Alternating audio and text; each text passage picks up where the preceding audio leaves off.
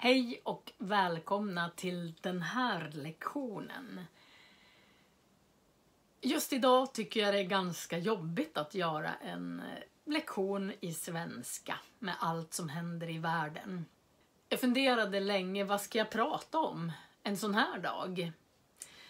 Och jag har läst väldigt mycket tidningar, jag har tittat väldigt mycket på tv, på nyhetssändningar. Och då tänkte jag, nej men jag tar upp en massa ord som står i en artikel som jag läste då i Aftonbladet. Många ord som inte är jättevanliga, men just nu så läser man dem överallt och man hör dem överallt. Så här blir en ganska tung ordlista, bara så ni vet.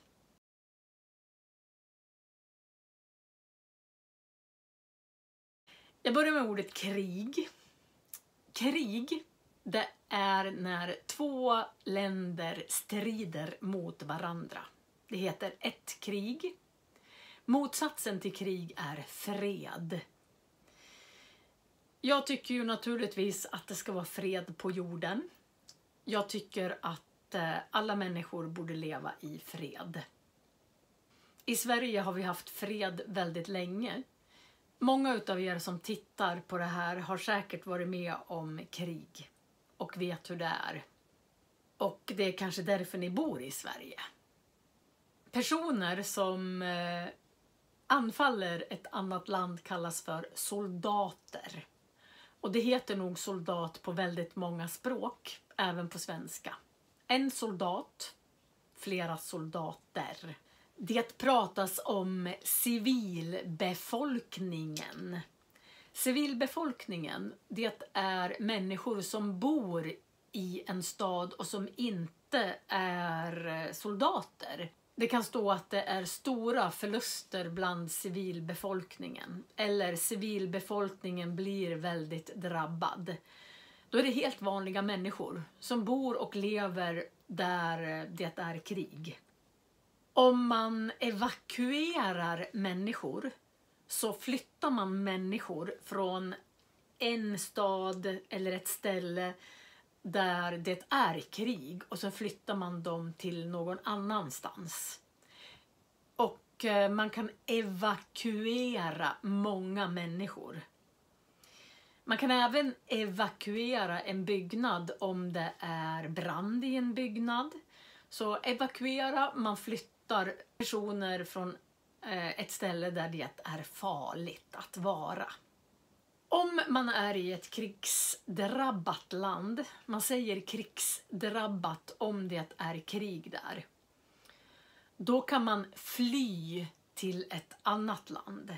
Då flyr man till grannländer. Man kan prata om ett lands militära styrka. Den militära styrkan, det är hur många soldater man har, hur många pansarvagnar, hur många flygplan, drönare eller vad man nu har.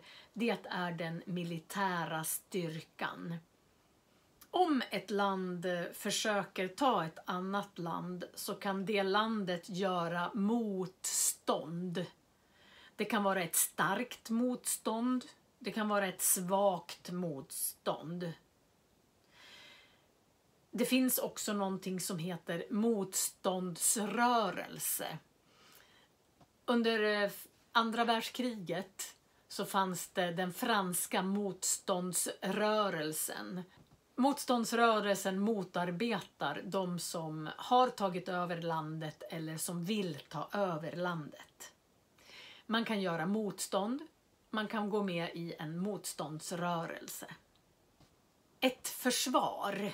Försvaret är det som kämpar för att få behålla sitt land. Man kan ha ett stort försvar. Man kan försvara sitt land.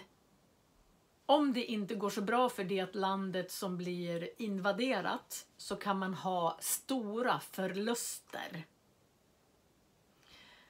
Då kan det vara både materiella förluster och förluster i människoliv. Då dör det många. Om försvaret i ett land är väldigt stort, då kan man mota tillbaka de som kommer till landet och försöker invadera landet. Man motar tillbaka, det är stort motstånd. Civilbefolkningen, de söker skydd. De skyddar sig ifrån anfall från luften eller anfall från marken. Söka skydd. Ledare i ett land som blir attackerat av ett annat land, som blir invaderat av ett annat land, håller ofta tal till sin nation. Och då kan de säga att de manar till lugn. Om man manar till lugn, då vill man att människor inte ska få panik, att de ska försöka hålla sig lugna. Vilket kan vara väldigt svårt i en krigssituation. Kämpa betyder att man verkligen slåss för det man vill. Och väldigt många i ett land som blir invaderat kämpar för att få behålla sitt land. Om det blir väldigt hårda strider och ett land inte kan försvara sig utan att det går en tid, då säger man att landet faller. Om det faller, då har landet förlorat. Det land som invaderar kan ta viktiga personer till fånga. Om man tar någon till fånga så berövar man dem deras frihet. Man kanske låser in dem eller sätter dem i fängelse. Alla de här orden hittar jag i en artikel i Aftonbladet. En ganska kort artikel, men det är väldigt svåra ord. Och det är väldigt tunga ord. Alla ni där ute som befinner er i ett krigsdrabbat område. Det är svårt att föreställa sig hur ni har det. Men just nu tror jag att väldigt många i världen tänker på er. Många som har kommenterat i mitt kommentarsfält under väldigt många år, kanske 4-5 år, kommer från krigsdrabbade områden. Just nu är det väldigt tungt för er och jag tänker på er. Jag hoppas att vi ses nästa söndag. Hej då!